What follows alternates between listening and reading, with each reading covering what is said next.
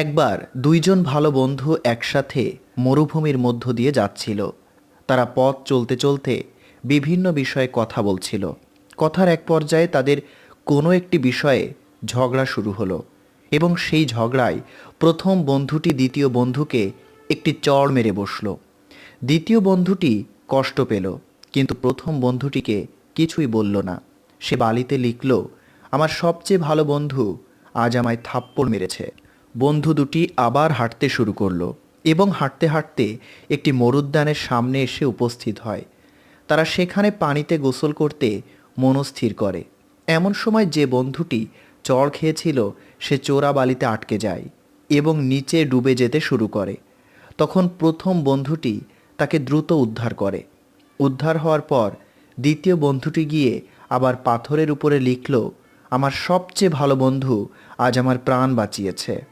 এটি দেখে প্রথম বন্ধুটি জিজ্ঞাসা করল, কিরে, যখন মারলাম তখন লিখলি বালিতে, আর বাঁচানোর পর লিখলি পাথরে, এর কারণ কি? তখন দ্বিতীয় বন্ধুটি উত্তর দিল, যখন আমাদের কেউ কষ্ট দেয় সেটা বালিতেই লেখা উচিত, যাতে ভালোবাসা এবং মায়ার বাতাস তা মুছে ফেলে। কিন্তু যখন কেউ আমাদের উপকার করে সেটা পাথরে খোদাই করে রাখতে হয়, যাতে কোনো কিছুই সেটা মুছতে না পারে। নিজেদের মধ্যে ছোট ছোট বিবাদ হতেই পারে, কিন্তু তা মনে পুষে রাখতে নেই, কারণ বড় বিপদগুলোতে কাছের মানুষগুলোই এগিয়ে আসে। শিক্ষামূলক গল্প 2, নিজের মূল্য ভুলে যাবেন না। একবার একজন মোটিভেশনাল স্পিকার একটি সেমিনারে এসে সবার উদ্দেশ্যে তার বক্তব্য শেষ করলেন। তারপর পকেট থেকে $50 একটি নোট হাতে দিয়ে বললেন, এই নোটটি তিনি এখানে উপস্থিত যে কোনো একজনকে দিতে চান। কেউ নিতে আগ্রহী কিনা জানতে চান। সভাকক্ষের প্রায় সবাই হাত তুলে নিতে চাওয়ার ইচ্ছা প্রকাশ করল। এবার তিনি বললেন, একটু অপেক্ষা করুন, কিছু কাজ বাকি আছে আমার। এরপর সেই বক্তা নোটটি হাতের মুঠোয় নিয়ে চাপ দিয়ে কুঁচকে ফেললেন।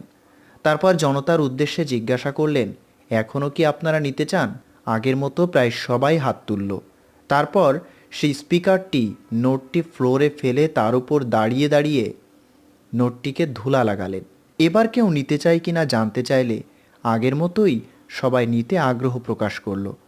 তারপর বক্তাটি জানতে চান, নোটটি তো কুঁচকানো এবং ময়লা, তাও আপনারা নিতে আগ্রহী কেন? তখন জনতা উত্তর দেয়, টাকা ময়লা বা কুঁচকানো হলেও এর দাম কমে যায় না। তখন স্পিকার বললেন, মানুষের জীবন এর চেয়েও বেশি মূল্যবান। জীবনে হয়তো ঝড়ঝাপটা খারাপ সময় আসতে পারে, কিন্তু কোনো অবস্থাতেই নিজের মূল্য ভুলে গেলে চলবে না।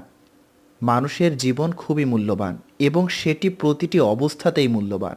শিক্ষামূলক গল্প 3, বাক্স ভর্তি ভালোবাসা। কিছুক্ষণ আগে একটি লোক তার 3 বছর বয়সী মেয়েকে একটি সোনালি র্যাপিং পেপার অপচয় করার জন্য শাস্তি দিয়েছিলেন। ব্যবসা মন্দ চলছিল, এমন দুঃসময়ে মেয়েটি ক্রিসমাস ট্রি এর নিচে থাকা বক্স ডেকোরেট করে টাকা অপচয় করেছে, তাই লোকটি ক্ষেপে গিয়েছিল। কিন্তু পরের দিন এক্স মাস ডের সকালে যখন মেয়েটি সেই সাজানো বাক্সটি তার বাবার দিকে এগিয়ে দিয়ে বলল, এই উপহারটি তোমার জন্য বাবা, তখন লোকটি কিছুটা বিব্রত বোধ করল এবং গতকাল মেয়ে শাস্তি দেওয়ার জন্য মনে মনে লজ্জিত হচ্ছিল। কিন্তু বাবা বাক্সটি যখন খুলল তখন সে আগের চেয়েও বেশি রেগে গিয়েছিল, কারণ বাক্সটি খালি ছিল। এটি দেখে মেয়েটির বাবা রাগান্বিত কণ্ঠে মেয়েটিকে বলল, তুমি কি এটা জানো না যে কাউকে উপহার দিলে বাক্সে কিছু একটা থাকতে হয়? খালি বক্স দেওয়াটা অসভ্যতা।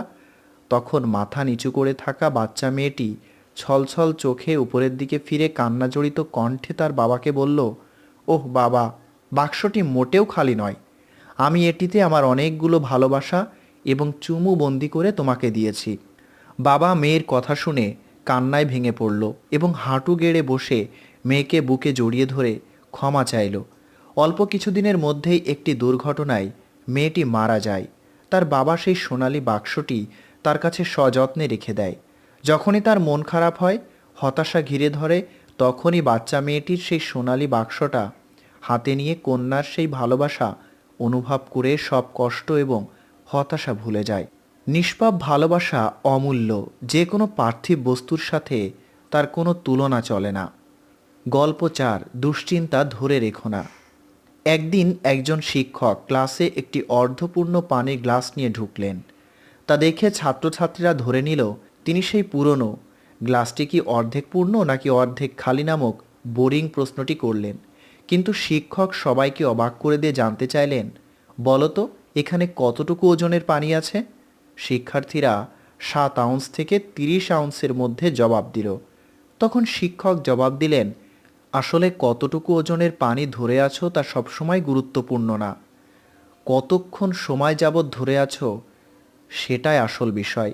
যদি তুমি একটি পানির গ্লাস 1 মিনিটের জন্য ধরে থাকো তাহলে তোমার কাছে এটি কোনো ব্যাপারই মনে হবে না। যদি 10 মিনিট যাবৎ ধরে থাকো তবে হাতে কিছুটা অসাড়তা বা ব্যথা অনুভব হতে পারে। সেই একই গ্লাস যদি সারা দিনের জন্য ধরে রাখতে হয় তবে তোমার সেই সামান্য ওজনের গ্লাসেই অস্বস্তিকর ব্যথা হবে। ঠিক তেমনই তুমি যখন কোনো মানসিক চাপ বা দুশ্চিন্তা শুরু করো, যদি সেটা অল্প কিছুক্ষণ ভেবে বাদ দাও তবে সেটা তেমন ক্ষতির কিছু না। কিন্তু তুমি যদি সেটি নিয়ে দিন পার করে দাও এবং ভাবতেই থাকো তাহলে তা আস্তে আস্তে বড় হতে থাকে। সেটা থেকে আরও দুশ্চিন্তা এবং অপ্রয়োজনীয় চিন্তার ডালপালা গজায়। আর তুমি যদি এই ওভার থিঙ্কিং নিয়ে ঘুমাতে যাও এবং এটি নিয়েই জেগে ওঠো তবে এর চেয়ে খারাপ কিছু আর হতেই পারে না। আমাদের দুশ্চিন্তা নিয়ে ঘুমাতে যাওয়া উচিত নয় এবং যদি সে ব্যাপারে আমাদের হাতে করার কিছু থেকে থাকে তবে তা করা উচিত, আর না থাকলে দুশ্চিন্তা বাদ দিয়ে দেওয়া উচিত। একদা রাজা বনে কাঠ কাটার জন্য কয়েকজন কুঠার নিয়োগ দিতে চাইলেন। সবার মধ্যে একজন কুঠার খুব দ্রুততম সময়ে অন্যদের তুলনায় বেশি কাঠ কেটে দেখালো।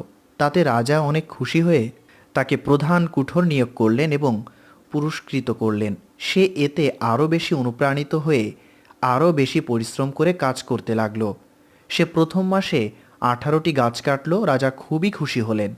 সে দ্বিতীয় মাসে কাটলো 15টি এবং তৃতীয় মাসে কাটলো 12টি গাছ। রাজা তখন 3 মাস পর ঘুরতে এসে এই নিম্নমুখী ফলাফল দেখতে পেলেন। তখন তিনি কিছুটা অবাক হলেন। যেহেতু কাঠুরের সক্ষমতা, পরিশ্রম এবং সততা নিয়ে রাজার কোনো সন্দেহ ছিল না, তাই তিনি কাঠুরের কাছে এর কারণ জানতে চাইলেন। কাঠুরে বলল, মহামান্য রাজা, আমি আমার সাধ্যের কোনো ত্রুটি করছি না, তবুও কাজ কম হচ্ছে। হয়তো আমি বুড়ো হয়ে যাচ্ছি। রাজা বললেন, আচ্ছা তোমার কুড়ালটি নিয়ে এসো তো। রাজা কুড়ালটি দেখলেন এবং কাঠুরেকে জিজ্ঞেস করলেন, এই মাসে শেষ কবে কুড়ালটিতে ধার দিয়েছিলে বলো তো? কাঠুরে যে জবাব দিল তাতে রাজা অবাক হয়ে গেল। কাঠুরে বলল যে, হুজুর, প্রতিদিন বেশি থেকে বেশি কাঠ কাটার জন্য গত 3 মাসে কুড়াল ধার দেওয়ার পিছনে সময় দিতে পারেনি। এখন রাজা এবং কাঠুরে দুজনই গাছ কাটার পরিমাণ কমে যাওয়ার কারণ বুঝতে পারল। শেষ কথা, জীবনে কাজের পাশাপাশি পর্যাপ্ত বিশ্রামও জরুরি। এতে নতুন উদ্যমে কাজ করা যায় এবং কর্মদক্ষতা বাড়ে। এক লোক হাতির পাশ দিয়ে হেঁটে যাচ্ছিল। হঠাৎ থেমে গেল। একটি বিষয় মনে দ্বিধা তৈরি করার জন্য তিনি থমকে যান। তিনি দেখলেন এত বড় প্রাণীগুলো শুধুমাত্র সামনের পায়ে ছোট্ট একটি দড়ি দ্বারা বাঁধা হচ্ছিল, কোনো চেন বা কোনো খাঁচা নয়। এই দড়ি এত বড় প্রাণীর পক্ষে ছেঁড়া খুব মামুলি ব্যাপার। যে কোনো সময় চাইলে এটি ছিঁড়ে তারা মুক্তভাবে চলে যেতে পারে। কিন্তু বিশেষ কোনো কারণে তারা তা করে না। কারণটা তাকে ভাবাচ্ছিল। কাজেই তিনি একজন প্রশিক্ষককে পেলেন এবং জানতে চাইলেন কেন এই প্রাণীগুলো এভাবেই দাঁড়িয়ে থাকছে, দূরে পালিয়ে যাবার কোনো চেষ্টা কেন করছে না। তখন প্রশিক্ষক উত্তরে বললেন, যখন তারা খুব ছোট ছিল তখনও তাদেরকে এই সাইজের দড়ি দিয়ে বেঁধে রাখা হতো, যা বেঁধে রাখার জন্য তাদের ওই সময়ের সাইজের জন্য যথেষ্ট ছিল। বড় হতে হতে তারা ধারণা করতে থাকে এই দড়ি তাদের নিয়ন্ত্রণ করছে, এটি থেকে বেরিয়ে যাওয়া যাবে না। একসময় এটি বিশ্বাসে পরিণত হয়। যেমন এখন তাদের সাইজ দড়ির চেয়ে বহুগুণ বড় হলেও তাদের বিশ্বাস যে এই দড়ি এখনও তাদের ধারণ করতে পারে, তাই তারা তা ছিঁড়ে বাইরে যাবার কোনো প্রচেষ্টা কোনো দিনও করে না। লোকটি খুব অবাক হয়েছিল। এই প্রাণীগুলো চাইলেই তাদের বন্ধন থেকে বাইরে বেরিয়ে আসতে পারে, কিন্তু শুধুমাত্র তারা পারবে না এই বিশ্বাসের কারণে তারা সেখানেই আটকে থাকে যেখানে তাদের আটকে রাখা হয়।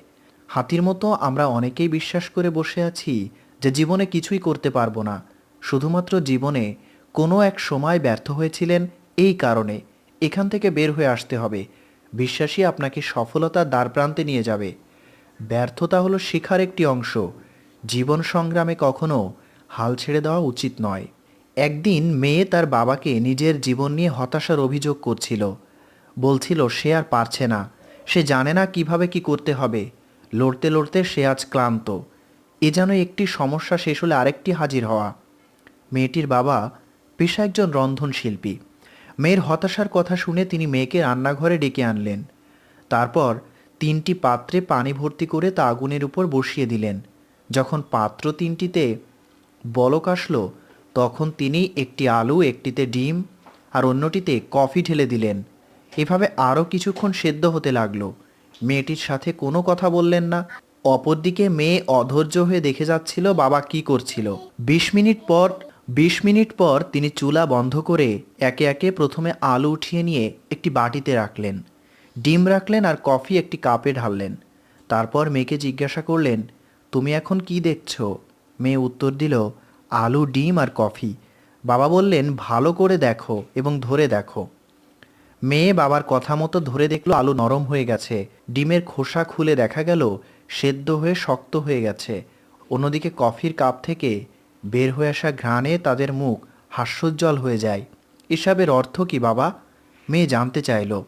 বাবা বললেন, আলু, ডিম, কফি বিন যদিও একই তাপমাত্রায় ফুটন্ত পানিতে অর্থাৎ একই দৈব পরিবেশের সম্মুখীন হয়েছিল, কিন্তু নিজের মতো করে অর্থাৎ ভিন্ন ভিন্ন প্রতিক্রিয়া দেখায়।